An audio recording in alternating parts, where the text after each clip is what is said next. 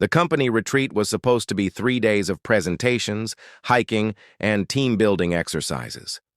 I expected the usual awkward games and forced smiles, but I never expected to share a room with Sarah, the one coworker I constantly competed against. Somehow, management had assigned us the same room. When Sarah walked through the door carrying her suitcase, she stopped immediately. Her eyes moved from me to the single bed and back again. For several seconds, neither of us spoke. Then she sighed, dropped her bag beside the dresser, and said, "One bed. Don't make it awkward." I almost laughed.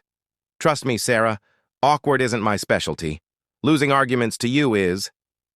She rolled her eyes and started unpacking. We had competed for promotions, argued over project ideas, and challenged each other during meetings. Everyone at work assumed we couldn't stand one another. Maybe they were right. Sarah grabbed a pillow from the bed and placed it on the floor. I stared at her. "You're sleeping there?" I asked. She shrugged. "Obviously." I told her the floor looked uncomfortable, especially after the long day. She looked surprised when I offered to take the floor instead, insisting I would manage. She studied me for a moment before quietly saying, "You don't have to prove anything." I smiled. "I'm not proving anything." She hesitated, then picked up her pillow again. "Fine, we split the bed." I agreed immediately, but both of us knew that sleeping in the same bed would be complicated. We created an imaginary boundary using 2 pillows. Sarah took one side, and I took the other. She warned me not to cross the line. I promised. Then she turned off the lamp, leaving only the faint glow from the hallway. For several minutes, we listened to the quiet air conditioner. Eventually, Sarah whispered, "Do you know why I compete with you so much?" I turned toward her. She sounded completely different in the darkness. I admitted I had wondered about it. She laughed softly and said she had always believed I didn't respect her abilities. That answer genuinely surprised me. I told her the truth. I had always respected her abilities, perhaps more than anyone else at the company. Her determination pushed me to become better. She remained silent for several seconds before saying she had thought I was trying to make her look bad. I apologized for giving her that impression. Sarah turned onto her side, facing me. "So all those arguments weren't because you disliked me?" she asked. I smiled. "Not exactly." She laughed quietly. "Then why did you always challenge me?" I admitted that challenging her was easier than admitting I enjoyed talking with her. She looked genuinely surprised. The conversation continued long after midnight. We talked about our careers, childhood dreams, disappointments, and the pressure we both felt to succeed. Away from the office, Sarah seemed warmer and more vulnerable. I realized I had judged her based on competition rather than actually knowing her. She admitted she'd done the same. At some point, we stopped discussing work completely. Sarah told me she had recently been questioning whether success was worth sacrificing everything else. I understood. I had spent years chasing promotions while ignoring friendships and personal happiness. For the first time, we weren't rivals. We were simply 2 tired people sharing honest thoughts. A sudden noise outside startled Sarah. She sat upright, and I instinctively asked whether she was okay. She nodded, laughing at herself. "Apparently I'm brave in meetings and terrified by random hotel noises." I smiled. "Don't worry. I'll protect you from the terrifying hallway." She laughed harder than expected. The next morning, something felt different. We walked into breakfast together, and several coworkers immediately noticed.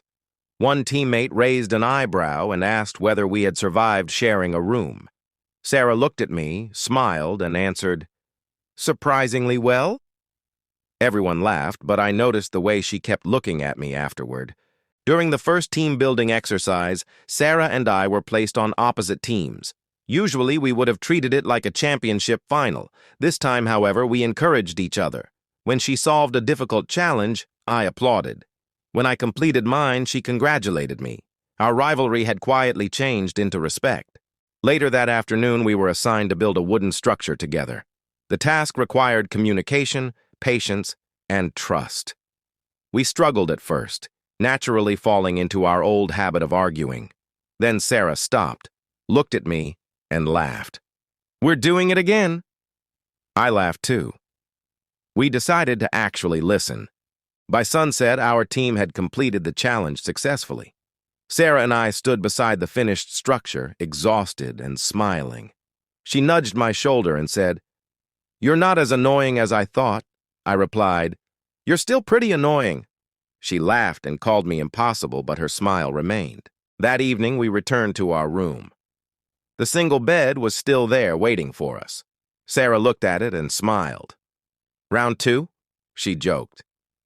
I laughed and told her I would follow the same rules. She nodded, then said quietly, "Maybe we don't need the pillow wall tonight." I looked at her, making sure I understood. She smiled and explained that she trusted me now. There was no pressure, no expectation, and no need to make anything complicated. We simply sat together and talked. The rivalry that had defined us for years suddenly seemed almost ridiculous compared with everything we'd discovered. Sarah eventually admitted she had been afraid of getting close to anyone at work because she didn't want personal feelings affecting her career. I told her I understood completely. We agreed that whatever happened between us, honesty would come first.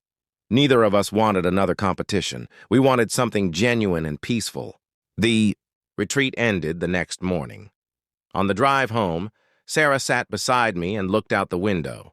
After several quiet minutes, she said, "I think that room assignment changed everything." I smiled and agreed. She laughed softly. "Funny how one mistake can turn into something neither person planned." When we returned to the office, our coworkers noticed that something had changed.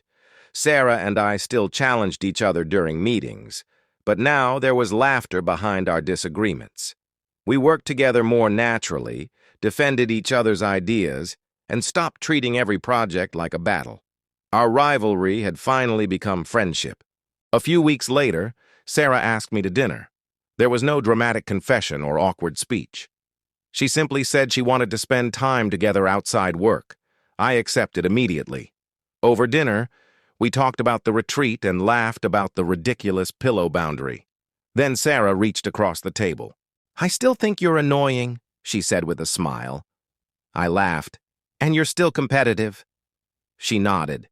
"Maybe that's why we work."